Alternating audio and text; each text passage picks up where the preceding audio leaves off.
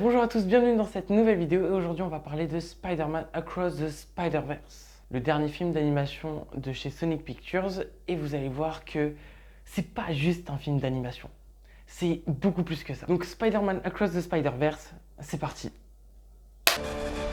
Moi, je veux écrire ma propre histoire. Alerte générale, arrêtez Spider-Man! Déjà, il faut savoir que ce Spider-Man qui est sorti le 31 mai, ce n'est pas le premier film d'animation autour de l'homme araignée fait par Sony. Il y en a eu un en 2018, il y a 5 ans, qui est Spider-Man Into the Spider-Verse. Et je vous avoue que à la sortie de ce film, je suis carrément pas allé le voir, tout simplement parce que déjà je l'ai pas autant au cinéma. Et puis la deuxième chose, c'était que le titre a été traduit en français par Spider-Man New Generation, et je trouvais que ça sonnait comme un film d'animation pour les enfants de 6 à 10 ans, tu vois. Je trouvais que ça faisait vraiment enfantin comme nom. Du coup, ça m'a pas attiré plus que ça. Bref, depuis, je l'ai regardé, donc tout va bien, il n'y a pas de sacrilège ni rien. J'ai vraiment beaucoup kiffé le scénario, les personnages, la BO du film qui est vraiment incroyable, mais surtout l'animation. L'animation, on en parlera un petit peu plus tard dans la vidéo parce que c'est vraiment un gros point et j'ai envie d'appuyer dessus. Mais avant de parler de ça, parlons du film dont on doit parler aujourd'hui, Across the Spider-Verse. Donc pour résumer rapidement, on a Spider-Man qui n'est pas Peter Parker pour ceux qui n'ont pas suivi, mais Miles Morales. Les événements de ce deuxième film se déroulent à peu près un an, peut-être un an et demi après les événements du premier film. Et il y a des événements qui font que Miles retrouve Gwen Stacy et ils vont partir à l'aventure dans le multiverse. Et tout le film se repose sur un seul dilemme, celui de Miles qui doit un peu définir ce que signifie être un héros pour lui et qui va être confronté à un choix vraiment terrible. Et le film va se concentrer du coup sur Miles qui va être confronté à un dilemme vraiment terrible qui va redéfinir un peu sa vision d'être un super-héros. Un dilemme qui, en fonction du choix qu'il va faire, peut entraîner la destruction non pas de sa terre ou de son univers,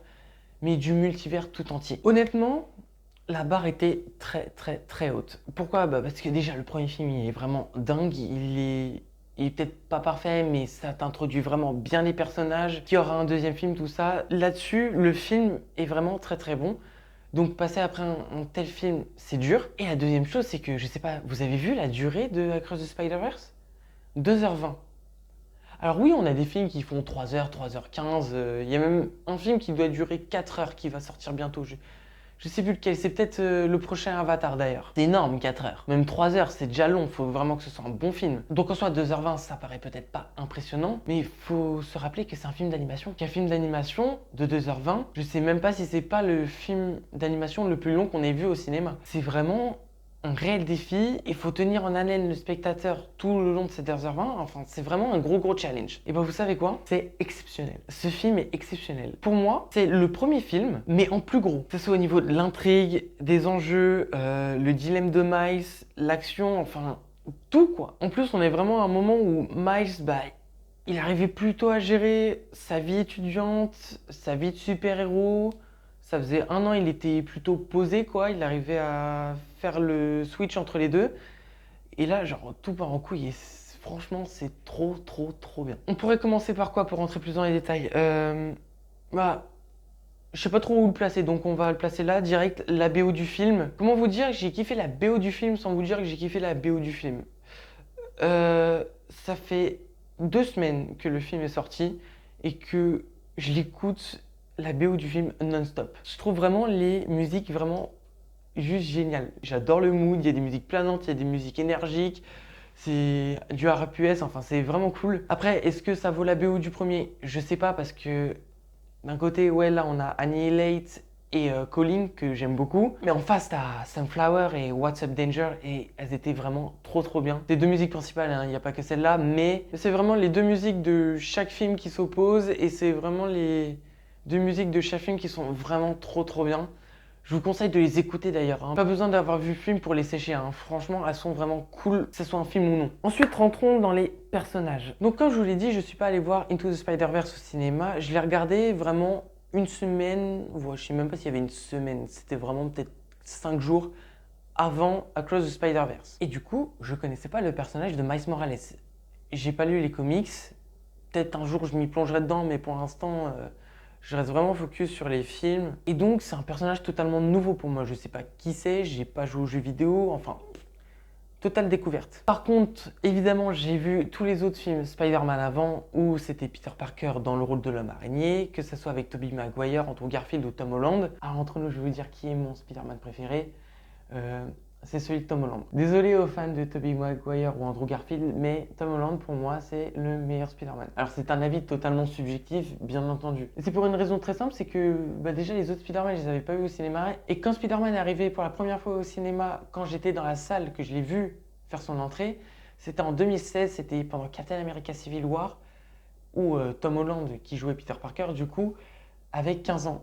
Et moi, à cette époque-là, j'avais pareil, 14-15 ans. Il y avait ce truc, tu sais, on a le même âge et tout. Et ça s'est confirmé quand j'ai vu Spider-Man Homecoming. Où, je sais pas, dans l'attitude de Spider-Man, que ça soit au lycée, avec son pote, truc con, quand ils construisent la base Lego Star Wars, j'étais en mode... Mais en fait, ce mec, ça pourrait être moi, en fait. Je comprenais toutes les décisions qu'il prenait, son caractère et tout. Enfin, vraiment, je me suis dit sur le coup, mais en fait, ce gars, ça pourrait être moi. À partir du moment où tu dis ça, forcément, c'est plus facile de s'identifier et d'avoir un personnage favori. Donc voilà, pour moi, Tom Holland, the best. Enfin, le best, maintenant, il y a match. Puisque je vous l'ai dit, j'ai découvert Miles Morales. Je me suis vraiment attaché à ce personnage. Il m'a beaucoup touché, il apporte une touche d'originalité à l'homme araignée, tout simplement parce que l'histoire de Peter Parker, on la connaît déjà, mordu par une araignée, l'oncle Ben, tout ça. Ok, là Miles, il est dans une situation un petit peu différente, il a un caractère qui lui est propre. Voilà, il y a quelque chose chez lui qui est totalement différent, c'est pas la même personne, pas la même origine, pas le même caractère. Il y a pas mal de choses qui font que, en fait, j'ai beaucoup aimé le personnage.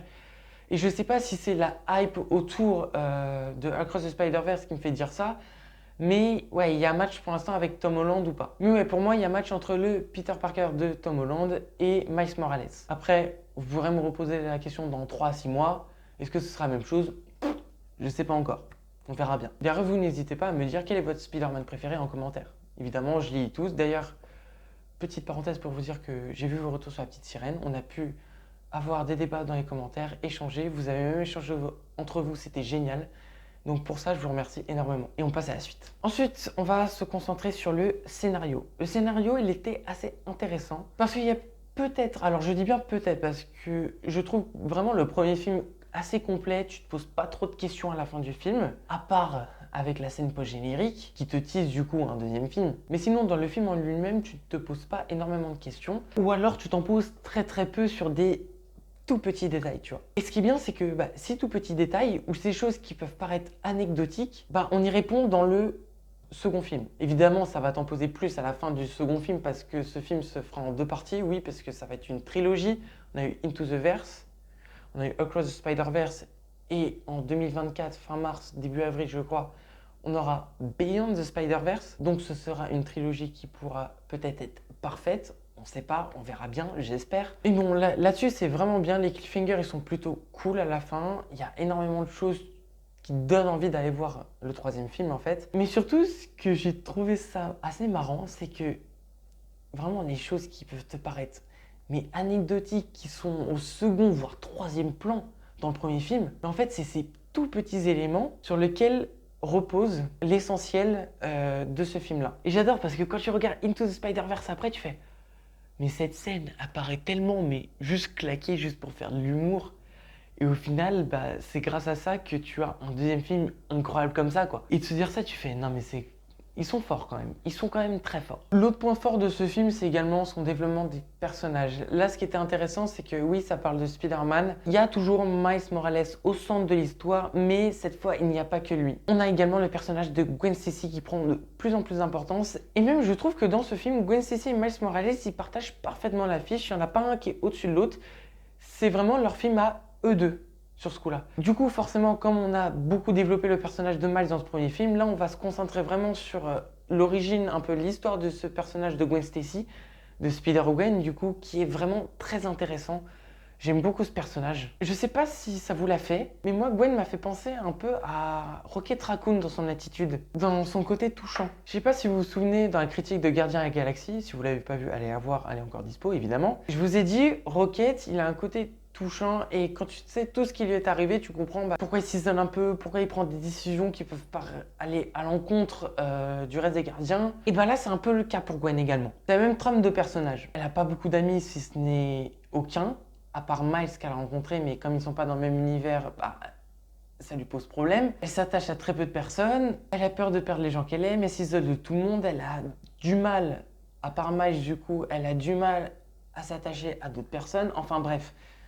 Exactement comme Rocket, et du coup, c'est tout aussi touchant. C'est tout aussi touchant, et là on se rend compte le travail de Hailee Steinfeld, qui est Kate Bishop dans Hawkeye, si vous ne savez pas, qui double le personnage de Gwen Stacy, et qui fait vraiment très bien son travail, on la sent vraiment investie dans ce rôle, et c'est trop bien. Donc voilà, Gwen Stacy, très bon personnage, Hailee Steinfeld, très bonne doubleuse, tout comme Oscar Isaac, qui double le personnage de Spider-Man 2099. Un Spider-Man qu'on nous avait teasé dans la scène post-générique de Into the Spider-Verse, et également présenté comme étant l'antagoniste de ce film. C'est pas du spoil, hein, c'est vraiment dans la bande-annonce. Hein. Et là aussi, j'ai bien aimé son développement, malgré qu'il soit assez court, mais il y avait tellement de choses à présenter dans ce film, il y a tellement de choses qui se passent, que je trouve ça vraiment bien qu'ils aient pris le temps, pas beaucoup, mais juste assez pour présenter son personnage, pour expliquer les choix qu'il fait, les décisions qu'il prend, son caractère, son origine, enfin, c'est assez clair, concis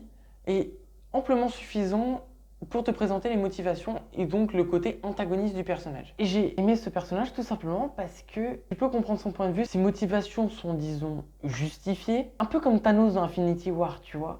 Bon, même si là, Thanos, il y avait un problème, c'était pas vraiment dans le fond, c'était dans la manière de faire les choses. Là, en soi, ce personnage de Miguel O'Hara, il n'y a pas vraiment de problème dans la manière de faire les choses, c'est vraiment typiquement un point de vue. Et ce qui est intéressant, c'est que son point de vue est tellement justifié et tellement cohérent qu'en fait, que même toi, en tant que spectateur, tu peux te poser la question, mais finalement, est-ce que c'est pas lui qui a raison? Est-ce que c'est pas Miles qui a tort? Et en fait, ça peut paraître bizarre, mais Spider-Man qui est le super-héros, enfin, c'est un Spider-Man aussi, Miguel O'Hara, mais notre personnage principal de Miles Morales, qui est présenté comme le héros, en fonction de ton point de vue, de ton opinion que tu te fais autour de cette question qui est au centre du film, en fait, Miles Morales, il peut passer comme le méchant de l'histoire. C'est peu commun dans un film de super-héros que, pour une fois, ton personnage principal, en fait, ça peut être le méchant.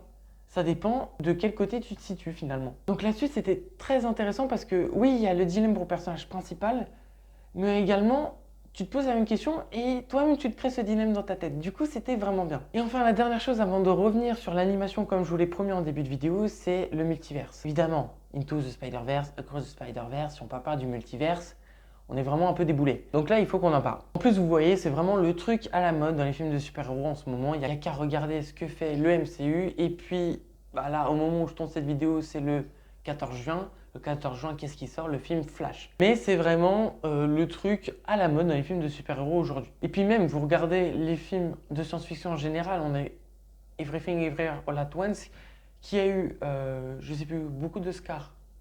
7 Ah oui, oui, oui, oui, oui, oui, oui.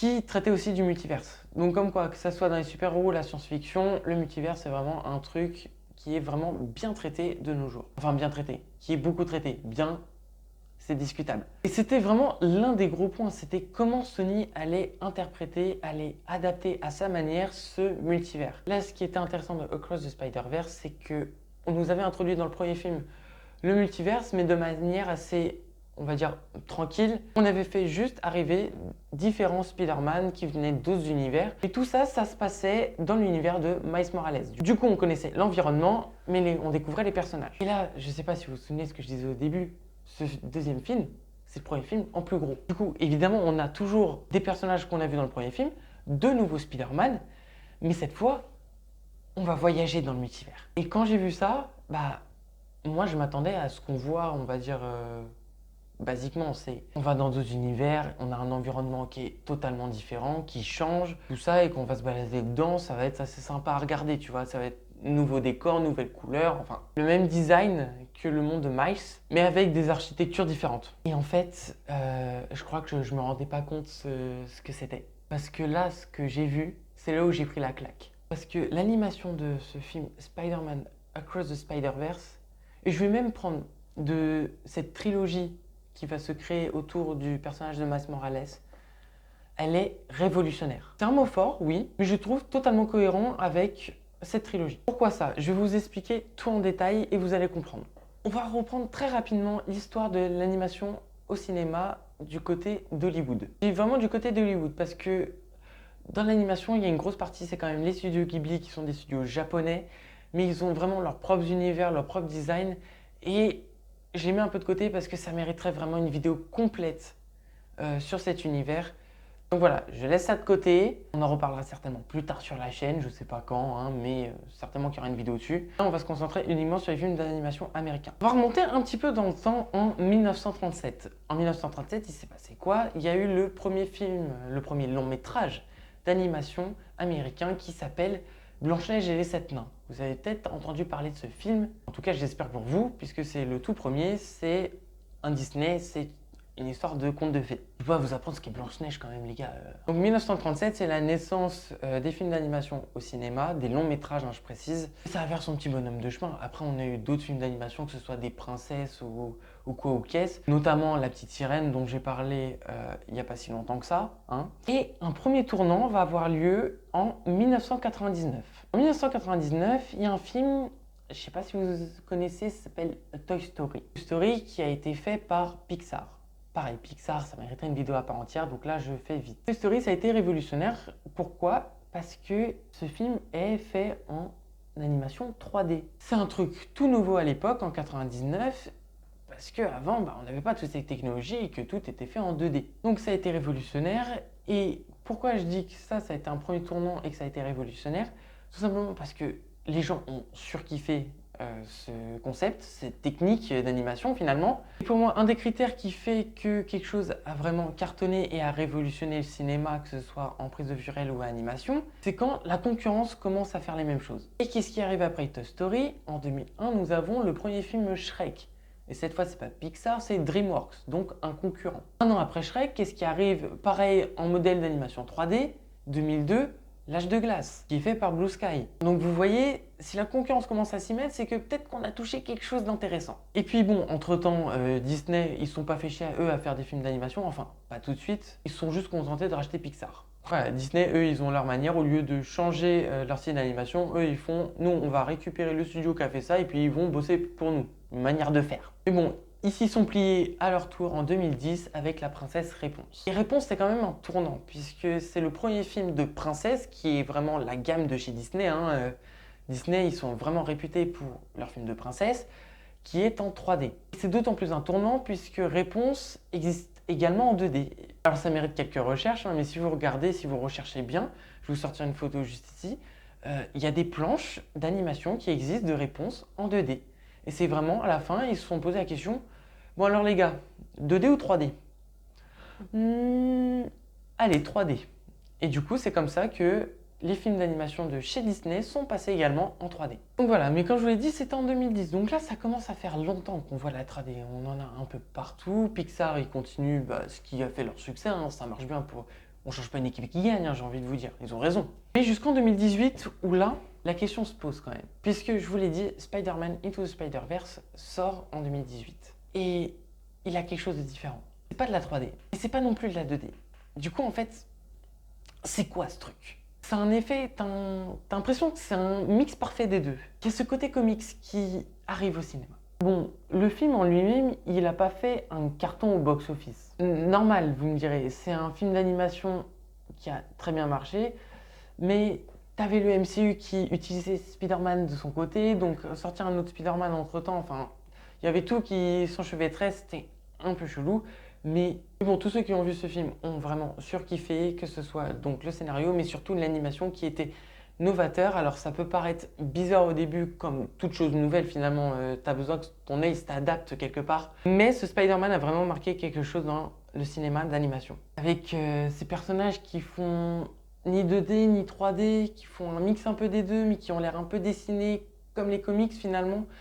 Et ça s'apprêtait parfaitement au personnage, un super-héros finalement, qui sort d'une BD. C'était le choix parfait, en fait, Spider-Man là-dessus. Et pourquoi je parle de révolution? Puisque comme je vous l'ai dit, donc c'est un premier tournant, tout le monde a kiffé, et évidemment, la concurrence commence à faire les mêmes choses. Et en parfait exemple, On va reprendre les personnes qui ont fait Shrek, DreamWorks. Est-ce qu'ils n'auraient pas sorti un film d'animation qui reprend le même style que Spider-Man, mais un petit peu revisité parce qu'il ne faut pas totalement copier? Et bah oui, en 2022, qu'est-ce qui est sorti et qui a cartonné également au cinéma? Le Chapeauté 2, exactement. Alors, évidemment, tout comme Spider-Man Into the Spider-Verse, scénario parfait, antagoniste très bon, et quoi?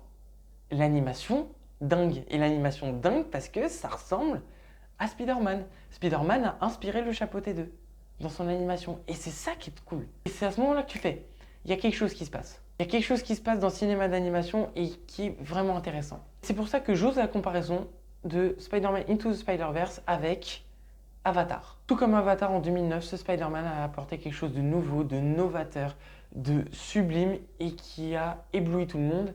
Ce qui fait que tout le monde a voulu faire la même chose et hausser son level en termes de film, tu vois. En termes de qualité, d'effets spéciaux, etc.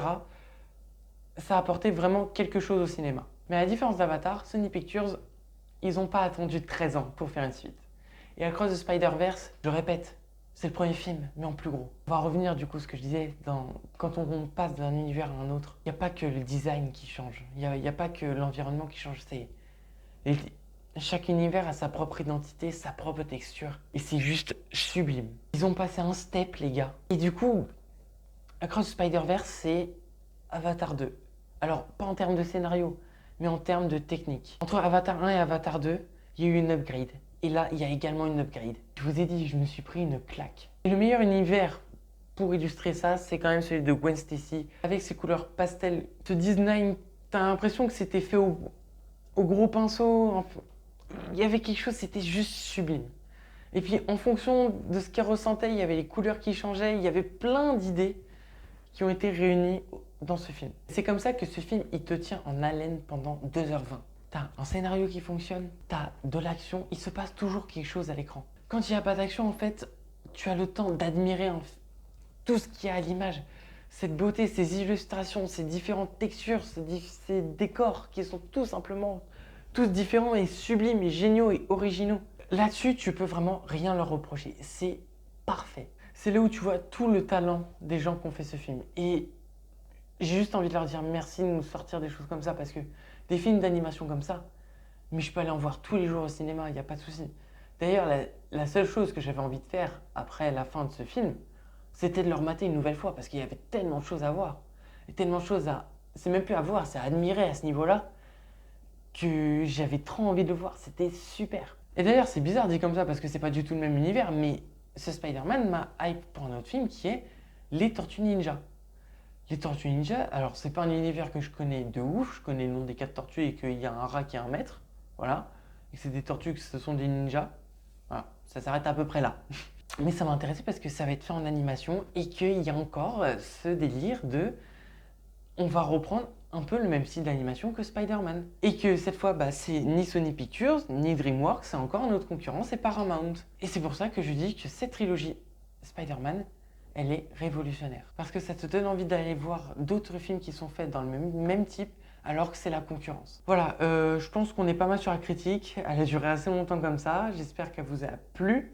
Si c'est le cas, n'hésitez pas à vous abonner, à liker, à commenter. Dites-moi ce que vous avez pensé du film et de tout en général. J'ai hâte d'être à l'année prochaine pour voir la 3e partie de ce film que j'attends plus que tout maintenant. Sur ce, on se retrouve pour une nouvelle vidéo. C'était Ciné Trip. Salut!